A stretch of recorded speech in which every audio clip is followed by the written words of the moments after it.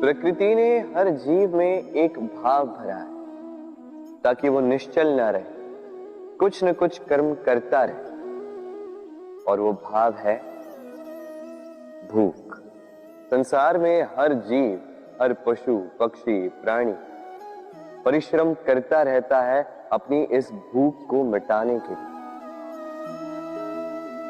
परंतु क्या अन्य जीवों की भांति मनुष्य की भूख भी पेट तक ही सीमित रहती? तन की भूख मिटाते मिटाते कब ये भूख मन और माया की तृष्णा में बदल जाती है पता ही नहीं चलता। और अधिकतर ये तृष्णा धन संग्रहित करने तक ही रह जाती। अपना जीवन जीना छोड़कर किसके लिए ये धन संग्रहित कर रहे हैं? आने वाली पीढ़ी के लिए। बड़ी विचित्र बात। अपना जीवन जीना छोड़कर धन संग्रहित करते करते अपने जीवन का सुख भी मिटा रहे हैं और आने वाली पीढ़ी को कर्म करने से भी बाधित करते। पूत कपूत तो क्यों धन संचय, पूत सपूत तो क्यों धन संचय।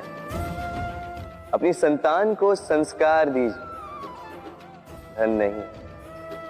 यदि संतान संस्कारी हो तो अपना स्वयं का एक संसार बना ली। यदि असंस्कारी हो तो आपका बना बनाया संसार यूं ही नष्ट कर दे। इसलिए जीवन में यदि कुछ संचय करना है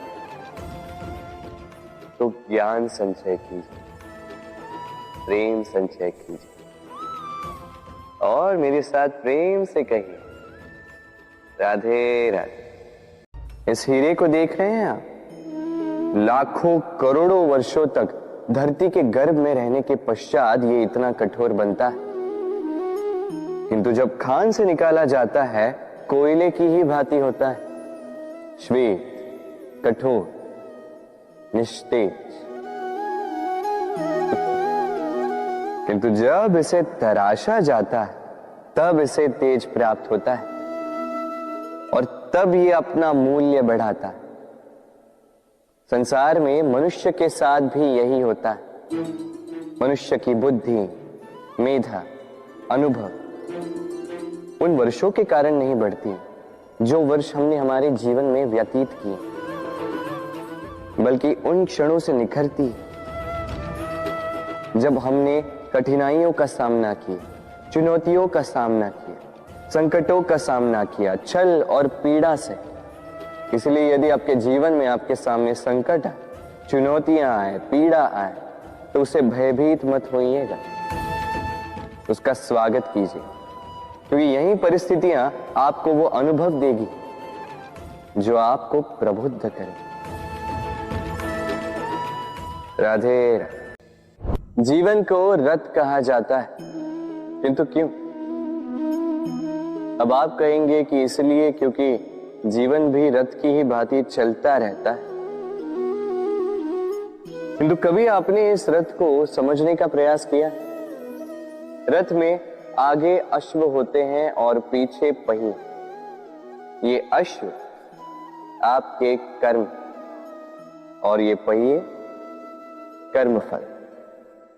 ये अश्व जहां जाते हैं ये पहिए उसी के पीछे पीछे आते हैं। यदि आपके अश्व यानी आपके कर्म शुभ सरल मार्ग पर चले तो आपकी यात्रा आनंदमयी होगी। यदि दुष्कर्म के बुरे पथ पर चलें तो आपकी यात्रा गड्ढों और झटकों से युक्त होगी। अब चयन आपका है, आप क्या चाहते हैं? आपकी यात्रा आनंदमयी हो या पीड़ादायी? अपने कर्मों के अश्वों को नियंत्रण में रखें। फल का पहिया सदैव आपको मधुर रास ही देगा। राधे राधे। देख रहे हैं आप, है ना सुंदर? क्योंकि आपने इन्हें देखा है। इसी प्रकार जब प्रेम की बात आती है लोग किसी का मुख स्मरण कर लेते हैं। ऐसी आंखें, वैसी मुस्कान, तिरछी भ्रूकुटी, घने केश, पर क्या यही प्रेम का अस्तित्व है? नहीं, ये उस शरीर का अस्तित्व है जिसे हमारी आंखों ने देखा और हमने स्वीकार कर लिया। परंतु प्रेम, प्रेम भिन्न है। प्रेम उस वायु की भांति है जो हमें दिखाई नहीं देता, किंतु वही हमें जीवन देता है। संसार किसी स्त्री को कुरूप कह सकता है क्योंकि वो उसे अपनी तन की आंखों से देखता है, परंतु संतान उसी माता को संसार में सबसे सुंदर समझती है, क्योंकि वो भाव से जुड़े। तन की आंखों से देखोगे तो वैसे भी पहचान नहीं पाओगे जैसे राधा मुझे पहचान नहीं पाई। इसलिए यदि प्रेम को समझना है तो मन की आंखें खोलो। हमारे जीवन में यदि परिवार की बात की जाए तो इस परिवार में चाहे जितने भी मतभेद क्यों ना हो, कितने भी मनमुटाव क्यों ना हो, कितने भी विवाद क्यों ना हो, इन्हें सुलझाना आवश्यक है। इन सभी विवादों का अंत करना आवश्यक है। कभी इस परिवार को टूटने मत दीजिए, कभी इस परिवार से दूर मत जाइए। ये परिवार हमारे जीवन का एक अमूल्य संबल है, अमूल्य सहारा है जो संसार में कदाचित कहीं और आपको नहीं मिलेगा। तो इसे सहेज कर रखिए। समझिए कि आप एक पत्ते हैं और आपका परिवार वो वृक्ष।